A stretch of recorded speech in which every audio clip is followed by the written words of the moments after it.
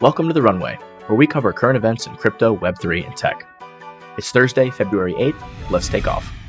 A new report from Coinbase, America's largest cryptocurrency exchange, says that consumers lost out on at least $74 billion in savings by not using blockchain-driven solutions instead of credit cards for everyday transactions in 2022. This is the equivalent of every household missing an average of $600 in savings. Businesses also could have saved a staggering $126 billion if they had relied on blockchain technology instead of credit cards to process customer transactions, according to the report. By using blockchain technology instead, Coinbase said they could have paid next to nothing. The company highlighted consumers and merchants' increasing frustration with the speed and costs of card transactions and their processing fees. At least 3 in 5 Americans want updates to the system that make it cheaper, faster, and more accessible, Coinbase said, citing payment delays, onerous and burdensome processing fees, and a lack of streamlined system to expedite daily businesses and consumer transactions. The company also pointed out that Americans between the ages of 18 and 40 have a higher likelihood of crypto ownership. They're more likely to believe crypto can make the system cheaper, faster, and fairer, Coinbase said, adding that the lack of intermediaries makes digital assets an attractive option for a digitally minded audience. In recent years, crypto firms have jockeyed to compete for customers looking to move away from legacy credit card issuers, with Coinbase and Crypto.com both offering customers debit cards, and crypto exchange Gemini even setting up a crypto reward card for crypto enthusiasts. Binance, the world's largest crypto exchange, also launched a prepaid crypto MasterCard in Brazil last year. This was a topic at, I think, Jack Mallers from Strike had a big presentation on this at the Bitcoin conference. I don't know if it was last year or the year before. But basically what he was saying is that traditional card systems, debit card, credit card, hasn't been updated for like 50, 60, 70 years. We're still using the same technology from 70 years ago with multiple middlemen involved taking, from businesses even that, accept credit cards, debit cards, sometimes upwards of 3% per transaction, which makes out to just be an astronomical amount of funds each year. Transparent blockchains and blockchain systems have the potential to save a lot on these fees, and I think that's what Coinbase here is pointing out, which is interesting to think about. Next up, U.S. senators berate SEC Gensler for agency's unethical handling of crypto case. Republican lawmakers wrote to the SEC chairman arguing that its misrepresenting of evidence against DebtBox casts doubt on the agency's other enforcement matters. I could not agree more with this sentiment. The U.S. Securities and Exchange Commission is being targeted with criticism from Republicans on the Senate Banking Committee that oversees the regulator. The agency has said it's trying to get a handle on its enforcement practices that led to missteps in a court case against a crypto firm, but the lawmakers question what it means for other ongoing cases. Just another example of government sort of abusing their power with a lack of accountability, and I'm sure we probably won't see much accountability here. But you better believe if it was the other side here, it would be, the world would be ending. Let's move on. Here's an interesting story today. JP Morgan's survey shows over half of institutional traders don't want crypto exposure. The bank's survey of over 4,000 traders found that 78% of the participants do not plan to trade cryptocurrencies, while just 12% plan to do so in the next 5 years.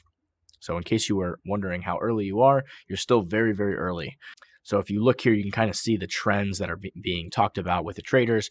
What's the trend is each year. It's kind of whatever's in the market cycle, whatever's going, boom or bust. This year it's AI and ML, artificial intelligence and machine learning, which is obviously, a big deal.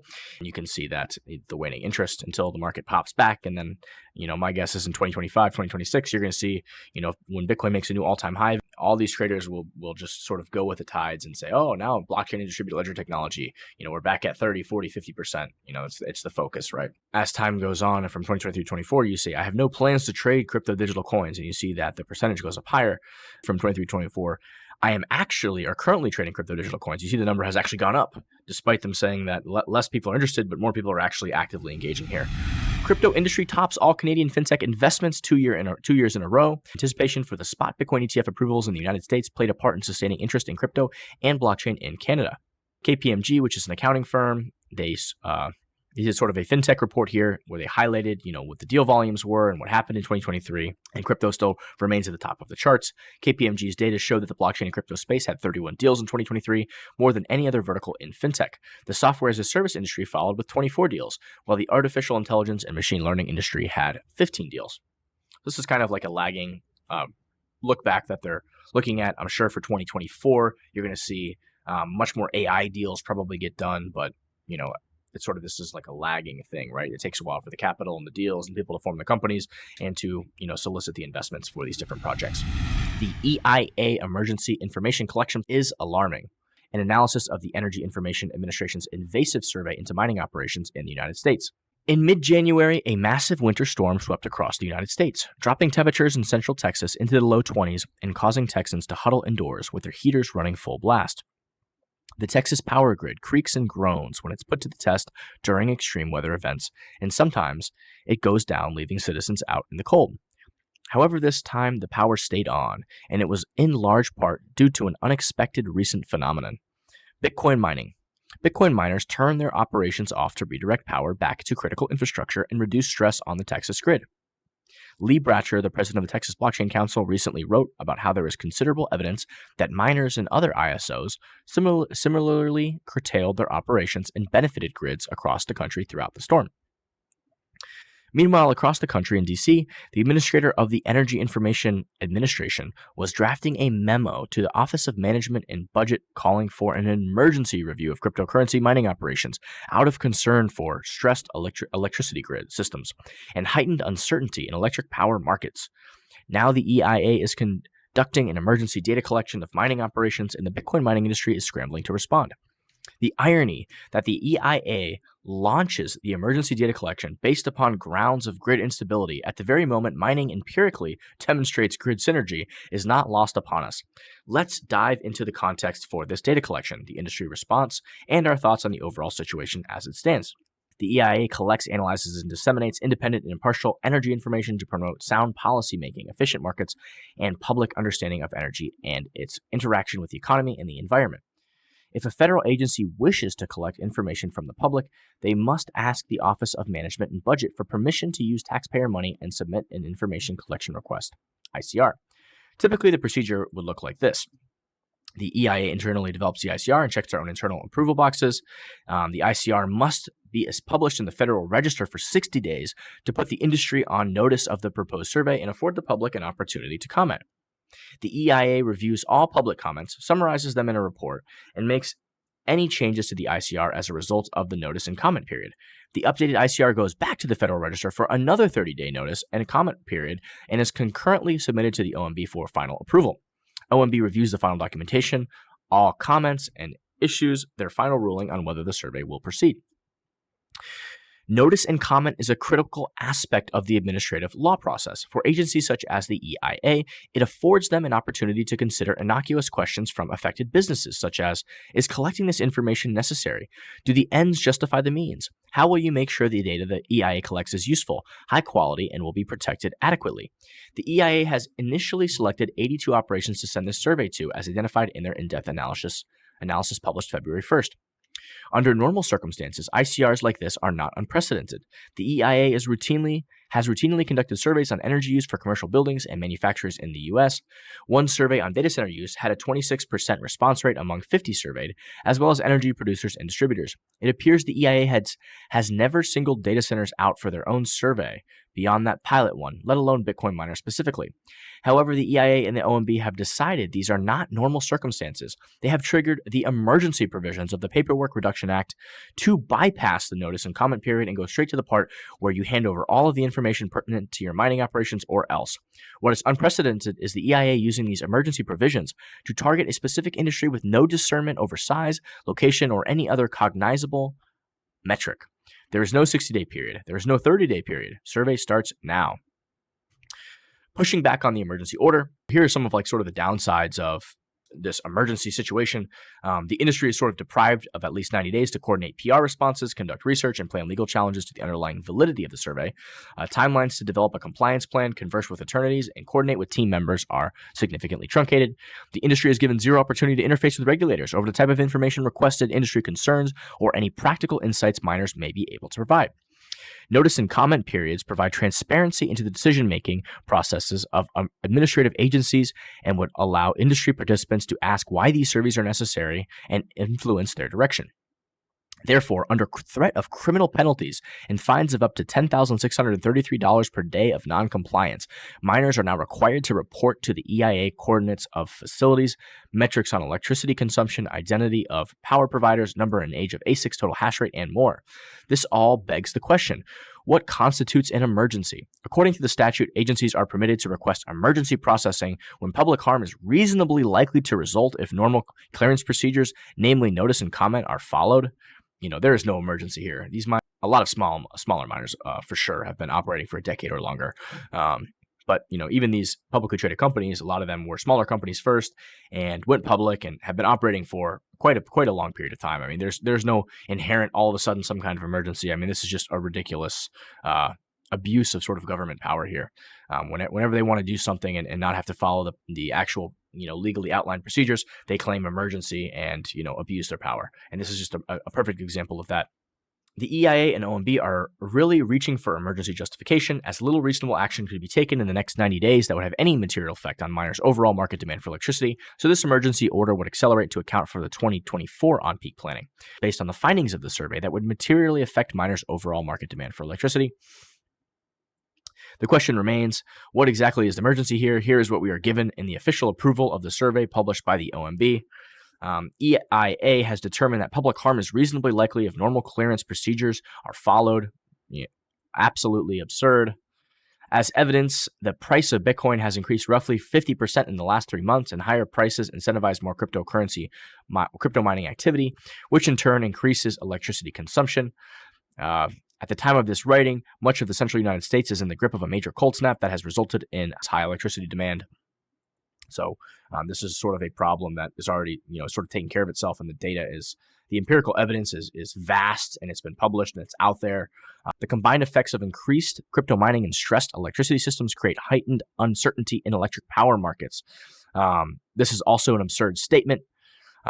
Increased crypto mining, increases the availability of electrical capacity on a grid, and when these electricity systems are stressed, they are able to just simply, incentivize these miners through curtailment programs to just say, hey, why don't you shut off? We're going to give you a slightly lower rate or a little bit of a discount.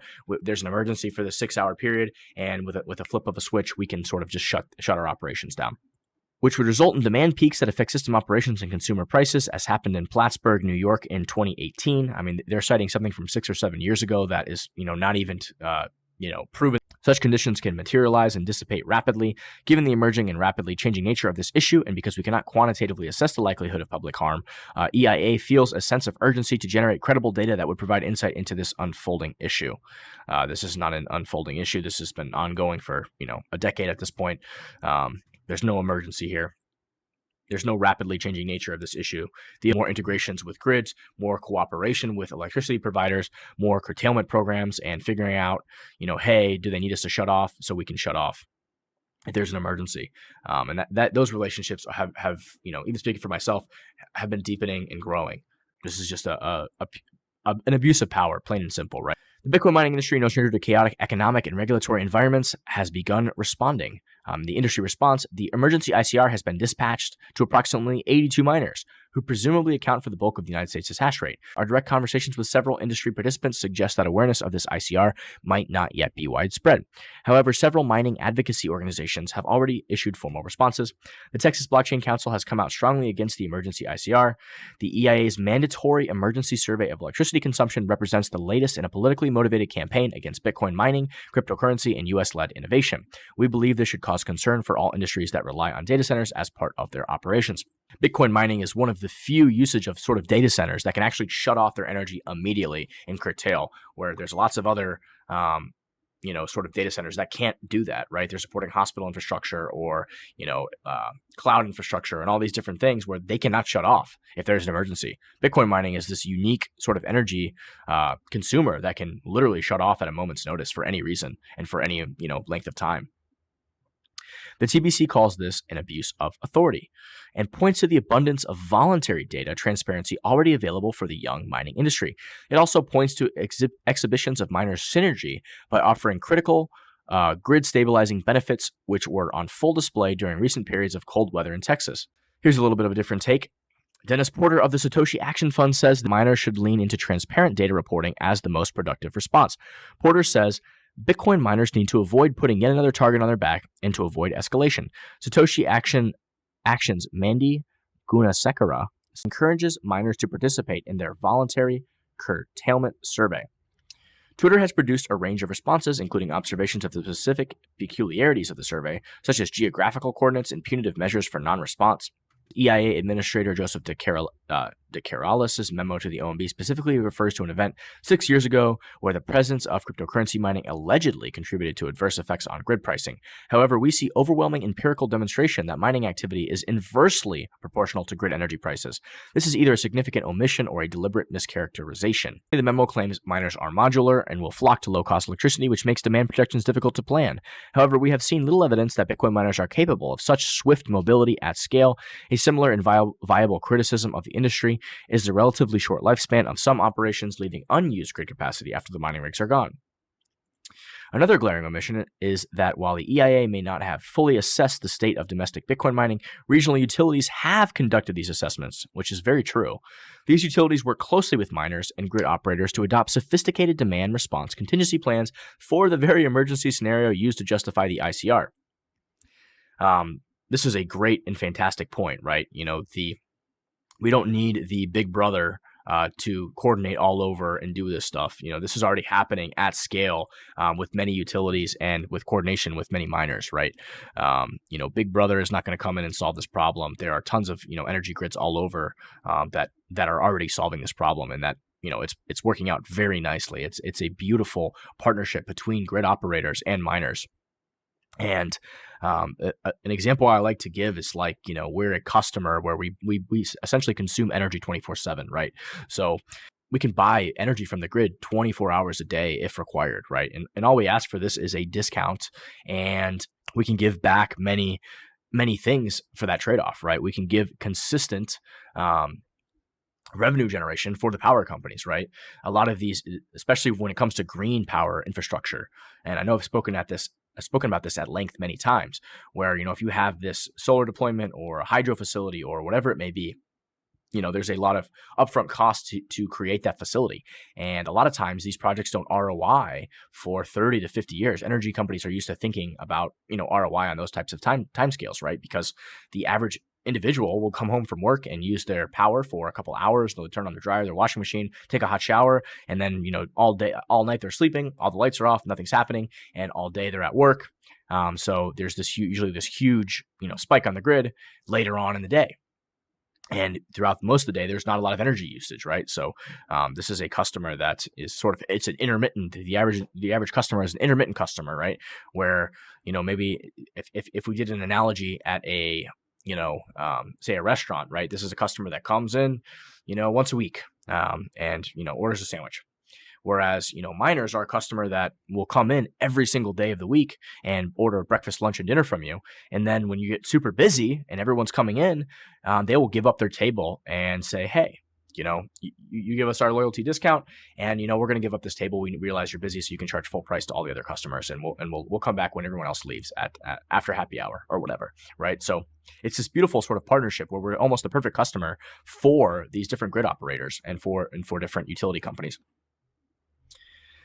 Pair that with the fact that we can also locate anywhere, right? So, we can move our infrastructure and set up shop anywhere, right? So wherever the electricity company says, hey, we got a bunch of excess, electricity here, we don't have the demand for it, we can work with them and say, hey, we realize this restaurant, if we take the restaurant analogy, we realize this restaurant's really busy, but you're opening up a second location. Okay, well, we'll go over there and buy breakfast, lunch, and dinner from you until you get busy there.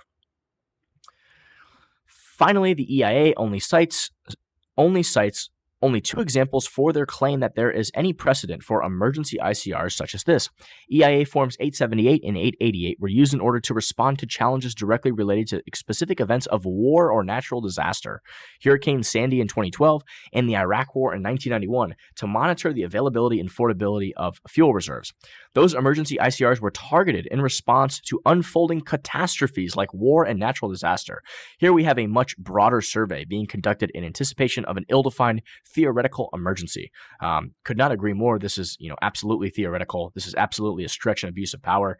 But this is what we've seen, right? We saw this during COVID. We saw this, with, censoring and hiding information that was, empirically true and proven by many, educated scientists. If it didn't fit the official narrative that the government needed to keep the U.S. in a state of emergency, right? To get these emergency use things, they had to sort of manipulate information and do all this stuff. This is another example of that sort of abusing that power by claiming emergency, right? All of your rights and, the Bill of Rights, the Constitution, it all goes out the window when there's an emergency, right? That's why they like to say it's an emergency. It's code for, hey, let's be able to we need the ability to violate the law and abuse our power. So it's an emergency. Conclusion. Our friends and colleagues at the Texas Blockchain Council have stated, although Bitcoin is resilient and cannot be banned worldwide, the administration is seeking to make the lives of Bitcoin miners, their employees, and their communities too difficult to bear operating in the United States. This is deeply concerning. We agree. We find that both the decision to utilize the emergency provision and the circumvent a dialogue with our industry and the purported rationale for the emergency to be at best misguided and potentially in bad faith. Bitcoin mining is not a threat to the American power grid, public safety, or to residential power costs. Bitcoin mining will bring investment into our rural communities, help optimize electricity markets, capitalize on wasted resources, and can bring prosperity to many jurisdictions that embrace this industry. Let's ensure America remains pro-Bitcoin and pro-Bitcoin mining. Could not agree more. This is a great article by Charlie Spears and Storm Rund, who I guess are guest posters. Looks like there's some advisory input from Micah Burge and Colin Harper. Opinions expressed are entirely their own and do not necessarily reflect those of BTC Inc. or Bitcoin Magazine.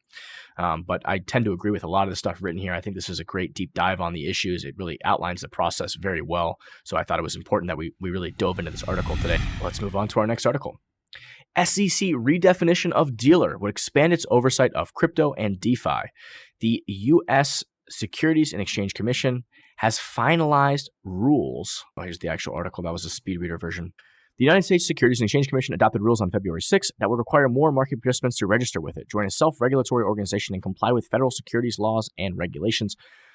The new rules could bring crypto and decentralized finance into greater oversight. The text of which runs 247 pages, were proposed in 2022. They redefined dealer and government securities dealer in the Securities Act rules, as well as the phrase as a part of a regular business as it is used in the Securities Exchange Act of 1934. The rules would apply to market participants who take on a significant liquidity providing roles in the markets. Specifically, a dealer under the new definitions might express trading interest that is at or near the best available prices on both sides of the market for the same security, or earn revenue primarily from capturing bid-ask spreads by buying at the bid and selling at the offer, or from capturing any incentives offered by trading venues to liquidity supplying trading interests, SEC Chair Gary Gensler said in a statement. These measures are common sense. Absent an exemption or exception, if anyone trades in a manner consistent with de facto market making, it must register with us as a dealer, consistent with Congress's intent. Common sense. Sure he is. The dealer framework is a functional analysis based on the securities trading activities undertaken by a person, not the type of security being traded.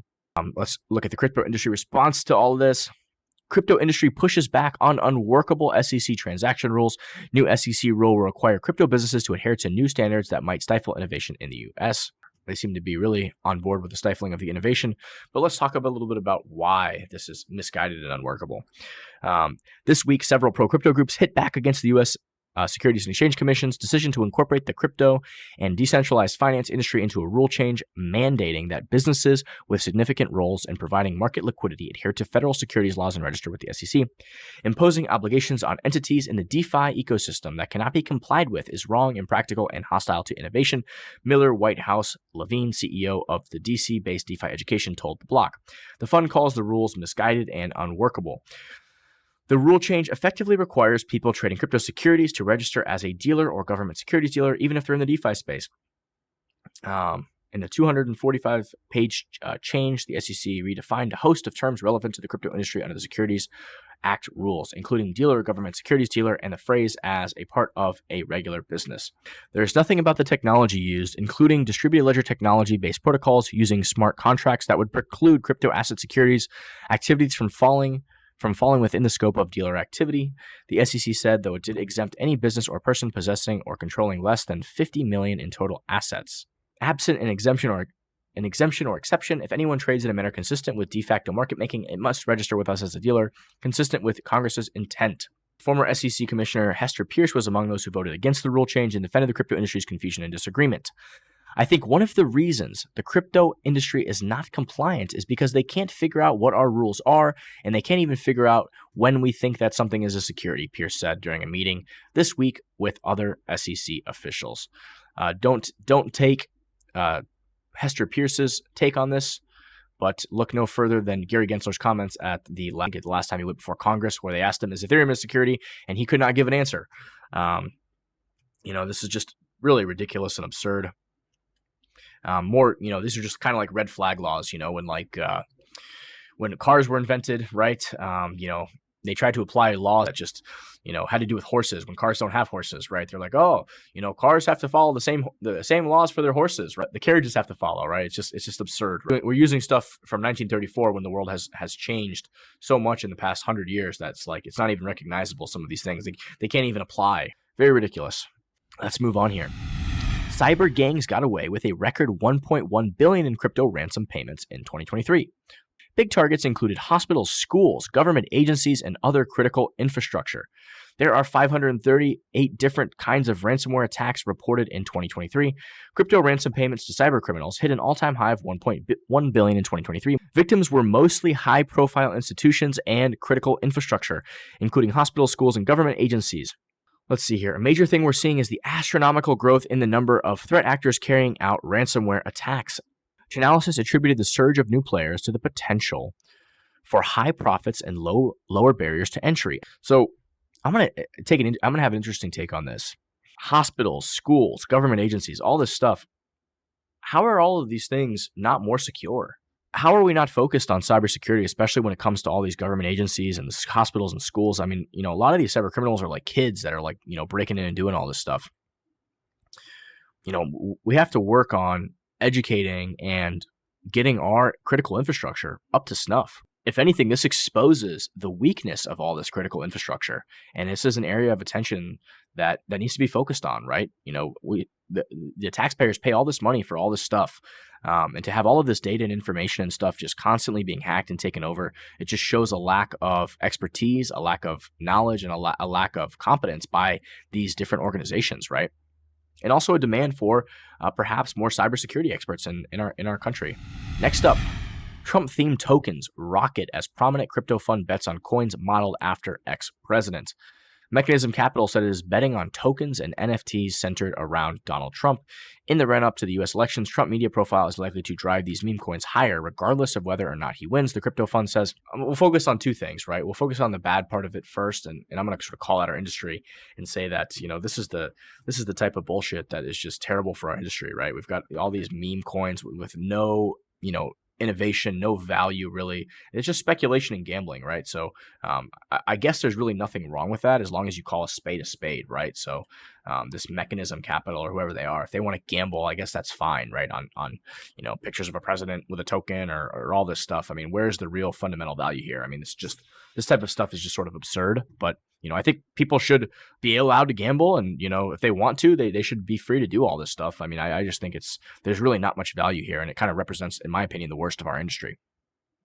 Now, that being said, I defend people's rights to gamble. People want to play a game of hot potato or whatever this is, to these pump and dumps or whatever, they should bear the consequences of their actions. I mean, it doesn't take a rocket scientist to figure out that, a picture of a president or a dog or whatever, there's really, without any sort of innovation, just a meme token, right?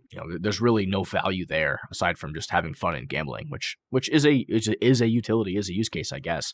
Now, that being said, these non-fungible tokens, especially a lot of the ones that Trump has sort of put out, I do see a value there with sort of cultural and artists and people that represent sort of a part of the culture of history, right? So there is a value that I find in that, right? Owning a cultural representation, I guess. I think Trump's mugshot that was recently launched as ordinals on Bitcoin's blockchain, right? I feel like owning that sort of piece of history there of this sort of collection of this idea, this concept that a president of the United States could sort of be arrested and sort of paraded around like a politically motivated sort of thing. I think is interesting, right? it's interesting to sort of capture that sort of moment in history. And I do see a sort of a value there for those different NFTs, right? Whether those NFTs give you access to a private, meeting, or I know some of those NFTs were a sort of a private meeting with Trump, or a private meeting with anybody, a president or an artist, or, some royalty rights for business operations or music operations, right? Or a song, right? So I do see a value there. But I just kind of did want to point this out. And to me, I just find some of this ridiculous. BlackRock's Bitcoin ETF reaches top 0.2% of all ETFs so far this year. The position of BlackRock's Bitcoin ETF could have been higher had it not missed the first 7 trading days on the NASDAQ while awaiting the SEC's approval. Take a look at this real quick, and you kind of see this IBIT as number 5. It shows sort of inflows of what's being invested in for the year so far in 2024, and it's in the top 5, right? So it's in the top 99.998% of all ETFs. Not bad for 17 days old. So interesting. Kind of shows that there's sort of demand and capital flowing in that direction. South Korea to punish violations of crypto law with millions in fines and potential life imprisonment. Interesting. So you're seeing a lot more activity here from the Financial Services Commission, FSC of South Korea. Pretty stringent provisions in new crypto law. I personally think that they should be punished, and there should be severe punishments for fraud. Fraud is already illegal, right? So, yes, let's enforce that, especially if you have centralized entities holding people's funds. I think I saw something here about legislating sort of centralized entities that are holding people's funds, right? The act gives the FSC authority over crypto operators and custodians and allows the Bank of Korea to probe these platforms for misconduct. Highlighted violations include fraudulent transactions, market manipulations, and refusal to disclose details about cryptocurrency investments. The law requires crypto service providers to protect users by keeping more than 80% of all deposits in cold storage. In addition, these providers must purchase insurance policies that compensate users if a security breach occurs. The act governs cryptos considered securities with provisions in South Korea's Capital Market and Financial Investment Business Act. At the time, the act was criticized for fusing traditional compliance specifics with the crypto market. The new law is expected to take effect from July 19th. So I really do like this. Centralized entities that are holding customers' funds, they're required to, put these funds in cold storage, so they're not in hot wallets. They're also required to purchase insurance on these products. If we would have seen that with, FTX and some of these other exchanges, then we would have never had this problem to begin with, right? A lot of these problems in the previous market cycle. So I think that's actually forward thinking and good. Reviewing crypto regulations. As part of efforts to shore up cryptocurrency law, South Korea plans to consult with the United States Securities and Exchange Commission. Recently, the country's Financial Supervisory Service unveiled plans for the year, including visits to major financial markets. One of the proposed visits will take officials to New York to meet with SEC Chair Gary Gensler to discuss spot Bitcoin exchange-traded funds. The Financial Supervisory Services report admits the agency's interest in the spot Bitcoin products because its approval has impacted markets worldwide. Well, I hope they don't take too much advice from Mr. Gary Gensler because he is not doing a good job here in the U.S. Hopefully that maybe he gives them some advice, right? Some of this common sense stuff, right? Like this reserve, proof of reserves, or having customer deposits in cold storage, or having insurance on customer deposits. I think those are all really good things and smart things that centralized entities should have to comply with, right? Let's move on. An Austin man faces charges of tax fraud after allegedly buying a home with cryptocurrency profits that went unreported on taxes, according to a press release from the U.S. Department of Justice. The DOJ's release alleges that Frank Richard Algren III underreported the sale of $3.7 million in Bitcoin in 2017 and failed to report $650,000 in sales on his 2018 and 2019 taxes. The release claims that Algren reported a higher price on his initial purchase of Bitcoin, which would underreport his 2017 capital gains tax, the DOJ said. He then allegedly used the underreported profits to buy a house in 2017. All taxpayers are required to report any sale, proceeds, and gains or losses from the sale of cryptocurrency, such as Bitcoin, on a tax return, the release states. But additionally, Algren is also charged with multiple counts of structuring, allegedly depositing cash from sales and increments under $10,000 to avoid required currency transaction reporting. When the criminal case goes to federal district court, Algren faces the possibility of up to 5 years in prison per count of structuring and 3 years for each false return, according to the release. This is why, you have a accountant and you have them look over this stuff, and it is very confusing, and it's almost impossible to understand how all this stuff works. But that's why I highly recommend, if you're involved with crypto, if you have a crypto company, get an accountant to look at stuff, get a bookkeeper, because if you try to do it, it is like impossible to understand all of the little nuances and carve outs, and I mean, it's like, I don't even know how our tax system even operates because it's so impossible to understand. If you buy cryptocurrency at a certain price and then you hold it for a certain period of time and then you liquidate it or you sell it for whatever, there's a sort of either a gain or loss there, right? If there's a gain, depending on the length of time you've held it, sort of determines your tax rate, right? There's long-term capital gains and short-term capital gains. It's sort of treated as property, right? So, if you have a gain, make sure that you report your gain or do whatever your accountant says. Next up, Prometheum, the only US registered crypto platform, picks Ether as its first product. This company is probably one of the most absurd. This is like one of the most absurd psyops or whatever it is I've ever seen in my life. I mean, the SEC paraded this guy out at a hearing, to basically saying, oh, all you need to do is be compliant. It looked like they handpicked this guy. A lot of the employees were apparently worked with the SEC or people on the staff had connections to the SEC. It looked like there was somebody feeding this guy notes or something, from what I heard during the hearing, and it's like he was reading the SEC's prepared notes off of a script here. I think this is just ridiculous. This is a company that's been in existence for almost a decade, 5 to 10 years now. They haven't done anything. They haven't had a product. What is it? This is like some kind of shell company or corporation or something. I don't know. Nobody in the industry has ever even heard of these guys. Prometheum is seeking to blaze a new trail as an SEC compliant crypto firm, beginning with a custody operation that intends to start its business by holding customers' ETH. It's looking like the SEC is using this puppet to basically try to make the claim that ETH is a security. I'm guessing that's what they're trying to do here, telling them, hey, start with ETH so we can claim it's a security. And then they're going to probably parade this guy out at some point. They give him this is like crony capitalism at its finest. They give this guy the key to the kingdom, and he just is like a lackey. He just does whatever he repeats the fucking SEC narrative word for word. He's got the people behind him feeding him, telling him what to say, whispering him in his ear. I mean, you can't make this shit up. I mean, this is so ridiculous. I think in the show notes I'll post, I think NLW did a great sort of breakdown of doing some research on this character, this Aaron Kaplan and this Prometheum company a couple months ago. But I mean, this is just very strange. You just can't make this stuff up, right? It's like, listen to this. We want to be able to service the largest market cap and most liquid tokens, said Aaron Kaplan in an interview with CoinDesk. Ethereum is first, and there should be many more thereafter.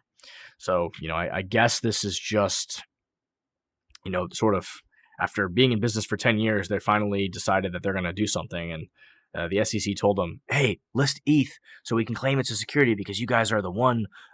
We gave you guys that secret license, so you have it now. Prometheum represents a high-stakes test case in U.S. crypto. It's the first firm to attempt to go through all the U.S. Securities and Exchange Commission's compliance hurdles to set itself up as a special-purpose broker-dealer and crypto custodian through the Financial Industry Regulatory Authority. And next quarter, Prometheum's executives said they intend to open the doors of their alternative trading system, a kind of U.S. trading venue that is similar to a full-fledged exchange but with fewer compliance requirements. So next quarter, they're claiming, right? I mean, it's like 10 years later. Yeah, we're going to open up a business next quarter. Just is very silly. So here it is. The stakes aren't just high for Prometheum and the rest of the industry, but also for the government agency that has claimed for years that there's a proper way for crypto firms to come in and register to do business in the U.S. Prometheum came in and registered, but what happens next is unclear. Yeah, it's been very unclear for a very long time, and this business is still not operating, right? The world's not going to just stop, right? And while it tests these murky waters, it may also help establish whether the SEC intends to view ETH as a security. According to them, everything is a security. Prometheum's choice of ETH as its opening asset could come with its own complications. Unlike Bitcoin, which the SEC has openly declared isn't a security and is therefore none of the agency's business, the Commission has been more coy about whether ETH is among the digital tokens that should be considered securities that fall under its jurisdiction. Its sister agency, the Commodity Futures Trading Commission, hasn't been so shy about declaring that ETH is definitely a commodity. But the SEC, of course, will reach for power, and Mr. Gensler couldn't even say at a hearing whether at a hearing with the government sort of probing him, with Congress probing him, whether that he thought ETH was a security, right? I mean, just really absurd that the federal regulator can claim that everything is a security, then not be able to answer a question directly about the second most liquid cryptocurrency. Prometheum is registered to custody crypto securities and isn't in the commodities business. Ben Kaplan said the firm will go with whatever the SEC's word is on ETH. Oh, there it is. Whatever the SEC's word is on ETH. The CFTC is not our regulator, he said. When the SEC says to us it's not a security, then we'll be troubled. Okay. Yeah, this is just ridiculous. So he's claiming, we've been seeing immense interest in its service as a so-called qualified custodian, though it hasn't yet confirmed any institutional names that may do business there. It intends to service asset managers, hedge funds, investment advisors, banks, and other financial institutions. A lot of people got burned in 2022, he said, referring to the turmoil involving the underregulated U.S. industry. There's a rare thing I agree with him on. Let's see here. If courts side with the recent Coinbase arguments in its case with the SEC that cryptocurrencies traded on a secondary market don't carry explicit contracts and aren't securities, such a decision could affect the universe of securities Prometheum can host on its platform. So I do think that the Coinbase is going to win, its cases against the SEC. I just really, I think the SEC is going to just continue to take L's here. It looks like the judicial branch is doing its job and keeping the legislative branch in check. Next up, you can finally tell when an image is an AI fake made by DALL-E. So let's talk a little bit about AI here. We've been talking about the problems fake AI photos can create for months, ever since it became clear that AI image generators would be able to come up with pictures that are indistinguishable from reality. That's why I don't like how easy it is to use Google's AI in photos and change those memories until they stop looking like whatever you actually photographed. I think that's kind of funny, right? Some of these some of these filters are just, you get to the point where, like, did this even really happen? Like, everything's been AI edited, faces are edited, landscapes are edited, everything is just like artificial. These tools can be used for malicious purposes, like faking photos of candidates during a big election year. People who still don't know how good AI imagery can be might be fooled easily. But then fake Taylor Swift AI porn images started popping up a few weeks ago. I am sure it must have been an incredibly painful event for the beloved music star. But the flip side is that the world is now aware of how realistic these fake AI images can be. I'm not saying the Taylor Swift AI scandal is the reason why OpenAI has just announced that it will watermark AI photos created with ChatGPT and DALL-E 3, or that Meta is taking a similar approach on its social media platform or social platforms because of the explicit AI content that made the rounds in the past week. But it's all happening now, much later than it should have.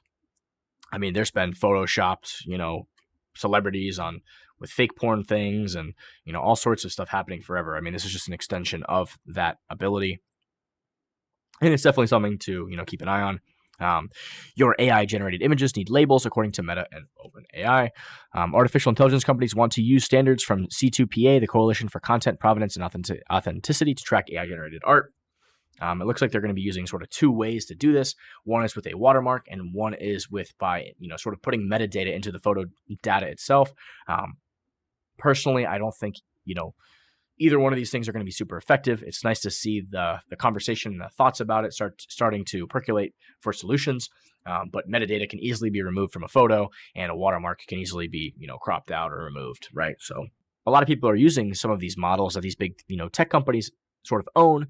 But there are also tons of open source models like Stable Diffusion that anybody can use themselves, right? Which you can just, sort of run your own model, and you don't have to, essentially be at the whims of OpenAI or Meta or anything else, right? So it's an interesting problem.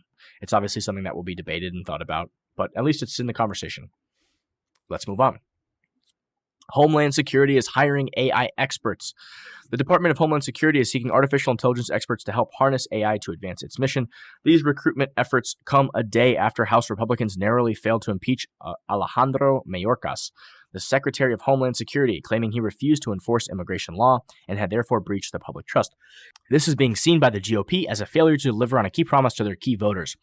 The same day, Mayorkas, along with Eric Heisen, DHS Chief Information Officer, ventured to Silicon Valley to recruit AI experts for that department. Heisen also serves as Homeland Security's Chief Artificial Intelligence Officer. We want to lead the federal government in harnessing AI to advance our mission. Wow, that is... Mayorkas said at the event in Mountain View, California, well, I do agree with you there. Governments are not exactly known for their transparency and their responsibility in a lot of ways, right? The hires will be known as the AI Corps, modeled after the U.S. Digital Service, a technology unit housed within the Executive Office of the President. The agency is looking to recruit 50 employees in this space over the next year.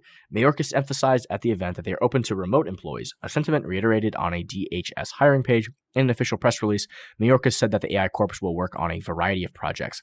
The DHS AI Corps will enable the Department of Homeland Security to keep up with the pace of innovation as we enhance our work combating fentanyl traffickers, rescuing victims of child sexual exploitation, countering cyber attacks, assessing disaster damage, and much more, reads the statement. The key areas and roles that AI will likely be utilized by Homeland Security were further listing on the official hiring page. Enhance border security, make air travel easier and safer, combat online child exploitation, enhance customer service, support disaster survivors, defend against cyber threats, lead AI research, development, and deployment, combat the malicious use of AI. So, all sound like noble things. We are recruiting faster than ever because the need is urgent. At the event, Mayorkas acknowledged that AI is a polarizing matter within politics. However, he praised the potential of AI, saying, "There is an underlying impatience on my part to demonstrate that the government can do everything the private sector can." I don't know if I can agree with that statement, right? And it's going to be tough to attract a lot of this top talent, with government salaries. These people talented in this industry are, demanding top pay in the private sector, right? Autonomy, freedom, and top pay. Have the funds to attract that talent. With the crisis that's going on at the border currently, I really don't have a lot of confidence in this administration and specifically in this character, right? He basically inherited a border with the lowest sort of, and this is all government data, the lowest border crossing in the past 50 years. And now we are at, I think, some of the highest border crossing by month ever, right? So, I don't think that Mr. Mayorkas, and it's honestly, I think he should have definitely been impeached. There's really just no accountability in government. It's just very sad to see. Apple's first public AI release ahead of iOS 18 is a groundbreaking image editing model. Spotted by VentureBeat, this open source AI model, MGIE, can edit images based on natural language instructions. So, a way for people to sort of interact with an AI model and to, develop and build things, I think, is natural voice, right? So, you can say, hey, take this landscape, turn the sky green. Hey, put a cat on that tree over there. Hey, make the window have, stained glass. So you can just sort of talk to the model, and it will sort of implement what you're saying into sort of these photo editing things that you can do. You can say, hey, raise the contrast, lower the contrast, all these different things. Very fascinating, very cool. I recently went, I think this weekend, to sample the AI Vision Pros at the Apple Store, and we talked about it last week, but very, very, very cool. Sort of the intuitive feel of the operating system of being in this. They call it their Vision OS, where you're sort of you're in, and it's like this augmented reality. You can sort of adjust this setting and sort of just, it takes you to just another world, right? So if you want to not see what's happening around you, you can be at the top of a volcano, or be under the ocean, or be sitting by a lake, right, with a rainstorm happening. Very fascinating. So very intuitive. The feel, it has cameras everywhere that, you make finger motions to drag and do things, and the cameras on the side of the glasses are picking that up as you're going. And really within 5 minutes, it felt very natural. I already knew how to manipulate everything, do everything. The downsides of the sort of the Vision Pro that I thought was that it's still very bulky. And again, it's hard to get all of that hardware, into a frame that's smaller, right? The battery pack itself is something that you have to also carry it to the side.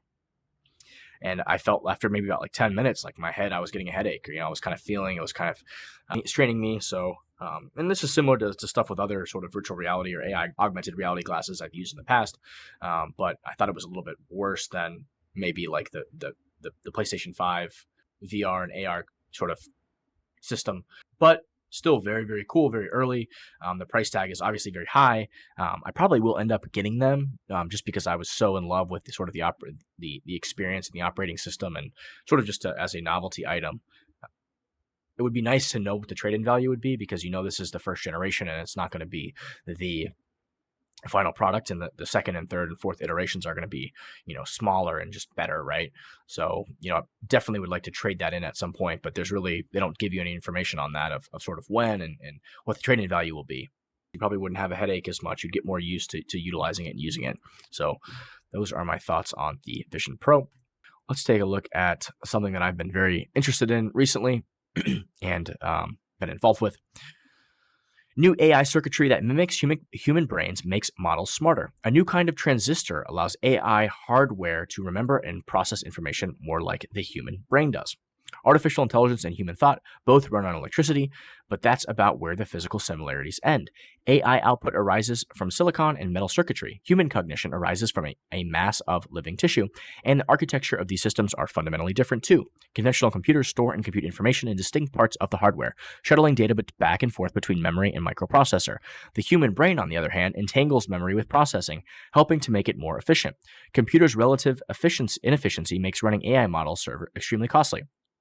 Data centers, where computing machines and hardware are stored, account for 1 to 1.5% of global electricity use, and by 2027, new AI server units could consume at least 85.4 terawatt hours annually, or more than many small countries use every year. The brain is way more efficient, says Mark Hersom, a chemist and engineer at Northwestern University. We've been trying for years to come up with devices and materials that can better mimic how the brain does computation, called neuromorphic computer systems. I'm going to go down to kind of a way to think about how the difference between traditional sort of computing and sort of this idea of neuromorphic computing is different, right? Current AI models can go beyond finding and regurgitating common patterns and into associative learning, but their separate memory and processing components make this computationally challenging, and they often struggle in differentiating signal from noise in their data, Hersom explains. AI models that can't do associative learning might take two strings of numbers, such as 111 and 000, and report that they are completely dissimilar. But a model with this higher level reasoning, such as one run on the new brain-like circuitry, would report that they are similar because they are both 3 of the same number in a row. That's easy for us to do as humans, but very difficult for traditional AI to do, Hersom says. This extrapolative ability can be useful for applications such as self-driving vehicles, piloted by artificial intelligence, he says. Noisy data from bad road conditions or poor visibility can interfere with an AI pilot's decisions and lead to results such as the AI mistaking someone crossing the road for a plastic bag. Your current AI just does not navigate that well, Hersom adds, but this device, at least in principle, will be more effective at those types of tasks. They're building these physical sort of mem resistors or physical computing chips to sort of do this neuromorphic computing, and it's very novel and very interesting. They're calling them to incorporate memory directly into how transistors function. Hersom's team turned to two-dimensional materials with remarkably thin arrangements of atoms that, when layered on top of one another at different orientations, form mesmerizing kaleidoscope-like patterns called moire superstructures. When an electrical current is applied to the materials, the highly customizable patterns allow scientists to precisely control the current's flow. Their special quantum properties allow them to create a particular electronic state that can store data without a continuous power supply. While other moire transistors exist, they've been limited to extremely low temperatures. The new device works at room temperature and consumes 20 times less energy than other types of synaptic devices. The proof of concept demonstration at room temperature shows that this concept is worthwhile to investigate further for potential implementation in neuromorphic computing systems, Luz says. Intel, that was working on some of these neuromorphic sort of computing systems a while ago. I haven't seen much about it, the actual physical device themselves, but I have recently been involved in a project and supporting a project that is sort of doing neuromorphic computing, but they're doing it by not physically building these chips, but by simulating them via software, right? So it's a software sort of representation of these neuromorphic chips. The project is called Dynex. And full disclosure, I'm a strong supporter of this project. I'm an investor. I'm a contributor. I contribute computing power to this blockchain, and it sort of is using this idea of neuromorphic computing, and it's taking sort of all of these different GPU-based mining rigs all over the world, and it's combining them into this giant brain through this MATLAB server, as they call it. It is an idea we call proof of useful work. Instead of just doing the task of keeping track of the blockchain, which I still find to be useful, right? If you have a blockchain and computers are sort of keeping track of that ledger and database, that is, in my opinion, still a useful form of computation. But in addition to that, they're also doing this useful work, this extra useful work on top of it, right? Solving problems, crunching. So Dynex is an example of this global decentralized neuromorphic, essentially cloud, where they're taking, people's compute power all over the world, simulating these neuromorphic chip designs, right, via software, and crunching and solving real problems. I would say it's actually probably more comparable to quantum computing than it is to regular traditional computing. And there is a deep rabbit hole you can go down sort of learning about all this. I'm super excited about this project, super involved with this project. Some use cases: artificial intelligence, healthcare, science, architecture, smart cities, Global 2000. With Dynex proof of useful work, miners participate on a decentralized network that is capable of performing tasks at unprecedented speed and efficiency, even exceeding quantum computing in some cases. This is made possible with a proprietary neuromorphic superchip algorithm called DynexSolve that utilizes the GPU and computing network to solve real-world problems with endless use cases. As a community and with collaborative effort, we can take the next step towards sustainability and efficiency, transform your computer or your dormant GPU mining equipment into neuromorphic machines, earn benefits, and generate wealth. Let's solve problems together. So here's it's kind of telling you how many of these software simulations of these neuromorphic chips is actually in use currently. So there's 65 million of them currently, with 157,864 GPUs being utilized. Quantum computing algorithms for machine learning harness the power of quantum mechanics to enhance various aspects of machine learning tasks. As both quantum computing and neuromorphic computing are sharing similar features, these algorithms can also be computed efficiently on the Dynex platform directly within Python, but without the limitations of quantum machines. So there's some interesting stuff, right? A fair start, which is something you want to see with a any proof of work blockchain. You don't want a pre-mine. You don't want a few individuals to have 40-50% of the supply right away. And then, you want to have a cap supply, a finite supply, some element of scarcity there. And this idea of sustainable, which is, obviously you're solving these real world tasks. These real, customers can go to this compute marketplace and say, hey, I have this problem. Can we use the collective, power of all the Dynex miners and chips to work on this problem and solve this problem? And very innovative blockchain idea where the rewards that customers are going to pay to the miners, they're going to put Dynex and they're going to put it in as computing payment, to do the job, right? Within the blocks themselves, you will have customers buying Dynex and utilizing it to pay for compute, right? So you have the block reward, you have the transaction fee, and additionally you have, I believe there's two more types of reward. One is, the computing fee that the person's paying. Hey, I want, 100,000 Dynex chips to work on this problem for 3 hours, right? And there's a market demand for that, a market payment for that, and then also hypothetically a solution rewards, right? So it's kind of like a lottery ticket. So if there's 100,000 chips and that represents 500 GPUs working on a task, the one that actually gives you the answer will get that little lottery reward in addition to paying for the job itself. So it looks like the market recently the network went live. There's some 3 big jobs currently in project. There's 2,606 finished jobs already, real problem solved and awarded. So 60,000 Dynex has already been paid out to miners who are working on computing and doing the work. So big roadmap here. A lot of testimonials here. From different sort of customers that have already been using it. The big one I think here is China Unicom. They're a huge telephone company in China, one of the largest ones in the world, I believe. So lots of really interesting testimonials, and still very, very early, right? So there's a lot that still needs to be improved and worked on, but it's a very interesting and ingenious idea in my opinion. One thing that really I found was interesting and was the sort of the power of the network itself with the novel approach.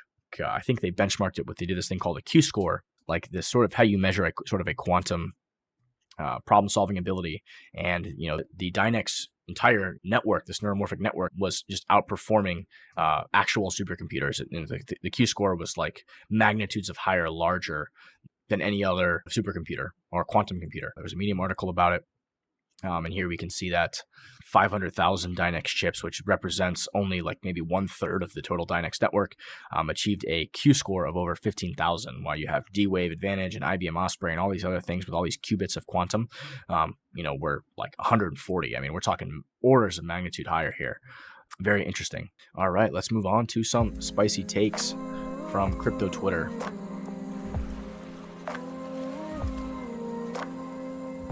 We'll start off with this video of former President Obama. Every freedom-loving human on the planet should listen to this, in my honest opinion.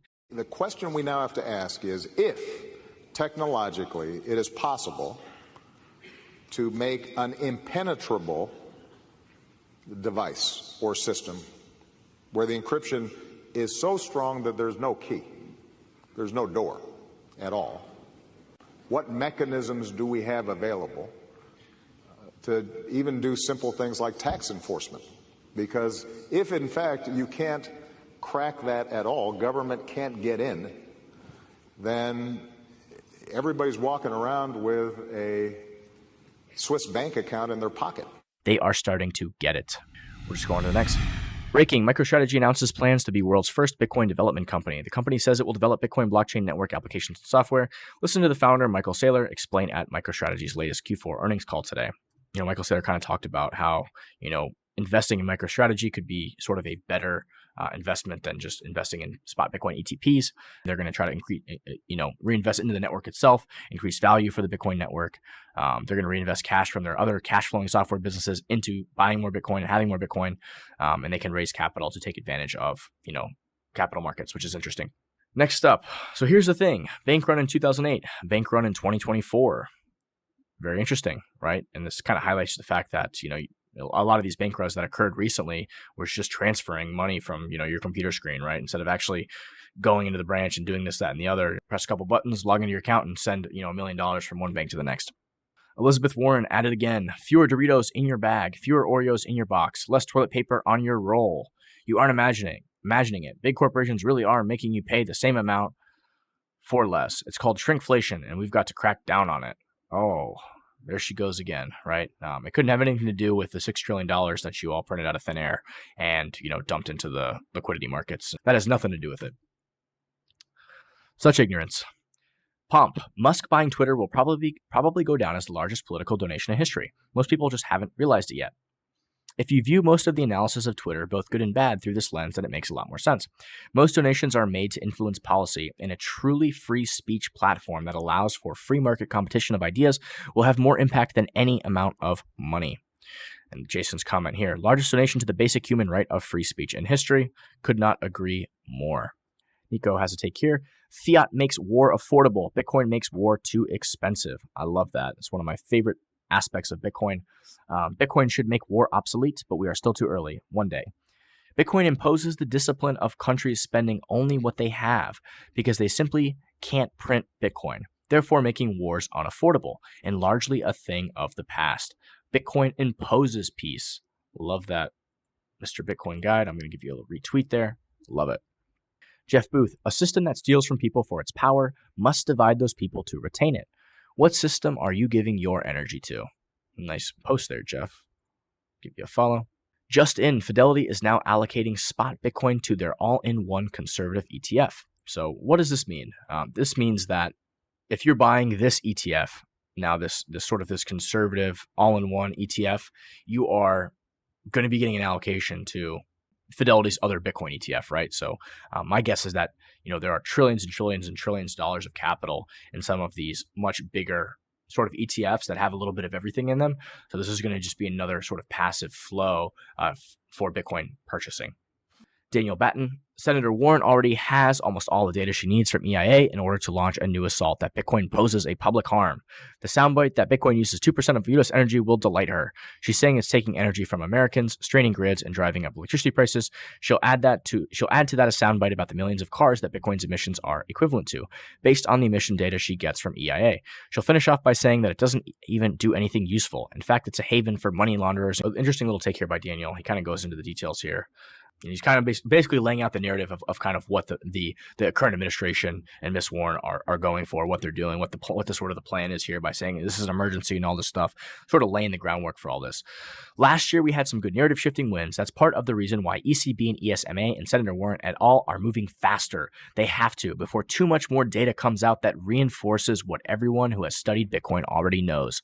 History will reveal it to have been the best ESG asset of our time. There are three things that must happen this year to head off the risk posed by what seems a coordinated effort from both sides of the Atlantic to formally vilify Bitcoin mining as harmful. Is sort of a attack plan here about how to counteract the FUD, a particular type of peer-reviewed research that builds a better model of Bitcoin energy mix, work to change public perceptions of Bitcoin, focus on our strengths. Bitcoin mining is the only industry in the world that can profitably eat up vented methane as its power source, and in so doing, massively reduce emissions. That's another, sort of great environmental benefit that's rarely talked about. And it's sort of like a call to action here. Hyper-Bitcoinization is not a right. It is something that requires the proof of work of many Bitcoiners to make happen. Let's do this. When you own a share of Apple stock, you own 1/15 billionth of Apple's productivity. When you own one Bitcoin, you own 1/20 millionth of all productivity globally forever. I added the forever. Bitcoin cannot be debased, thus all future productivity growth will be accrued to Bitcoiners in the form of lower prices for the things we buy. Owning Bitcoin is like owning equity in human ingenuity. Bitcoin Guide again at it. Does a really good job here. Products and services get cheaper as productivity rises. That's what would happen if fiat currencies weren't constantly debased. That's what happens with Bitcoin. Really well said. Owning Bitcoin is like owning a stake in mankind's ingenuity. Give it another retweet there. Ryan Selkis, the entire West is engaged in a race of who can pass the worst red flag laws the fastest. Crypto is ultimately a major beneficiary. Imagine social media, AI, financial apps, and even websites you can actually use without permission from DC and Brussels. Gotta love Ryan Selkis' takes. We talked about this the other day. Operation Choke Point 2.0 continues. Caitlin, sort of points this out again. Same thing for the OCC overstepping their bounds. I believe there is a good article somewhere else here of her. Let's see if I can grab it. I saw, maybe we'll talk about that one tomorrow, where she kind of like does a little bio on these sort of swamp creatures that are back in power. Nick Carter, can't wait for Senator Warren's bill demanding a total complete shutdown of the banking system due to rampant sanctions evasion. Any minute now. So here's an article about Iran using Lloyd's and Santander accounts to evade sanctions. And, let's call a spade here. If she wants to shut down Bitcoin because 0.0% of it is used for crime, let's shut down everything else because 1 to 2% of it is used for crime. Logic is a wasted thing on some people. Michael Saylor on CNBC, Bitcoin represents the digital transformation of capital. If Bitcoin is not going to zero, then it's going to 1 million. If it's a legitimate institutional asset, then everyone is underallocated to it. Love that train of thought and could not agree more. Here's the president of the Federal Reserve Bank of Minneapolis, Neil Kashkari, explains why he's skeptical of Bitcoin as a currency. I think someone's take down here was that he sounded authentic, like he doesn't really get it. This kind of just shows the buying power of US dollar over time. It kind of just shows sort of how much your current dollar is just getting debased. If you look at over, a couple decades, you really see that you've lost, so much purchasing power. It just, is massive. Unfortunately, our sound's not working, so I can't play the clip. And we will close up with this. Early Bitcoin adopter Da Vinci Jeremy believes that Satoshi worked for the NSA and his security clearance gave him the knowledge to develop Bitcoin without leaving any backdoors for the government. Since I can't play the clip because our sound's not working, I'll just do a quick sort of take on it. I did listen to the clip. He's basically saying that all these cryptographic randomizers that were used at the time were, they were all thought to be secure, but the NSA and the government had a backdoor to all of them, right? But Satoshi actually picked one that didn't have a backdoor. He made sure that there was no backdoor. How would he have actually known that if he wasn't working for the government to really know that? And my take on that is that, he had to be someone who really understood cryptography on a deep level. To sort of make the statement here that he had to work for the government, I think is kind of inaccurate, because if you understood who the cypherpunks were and you understood all the cryptographic research that led up to the creation of Bitcoin, there were other genius, smart people that did know cryptographically what was secure, what was not secure. They actually probably knew more than the people in the government, right? And those were the cypherpunks. On that note, I will let you guys go. Stay safe, stay blessed, never stop learning, keep an open mind. Thanks for listening.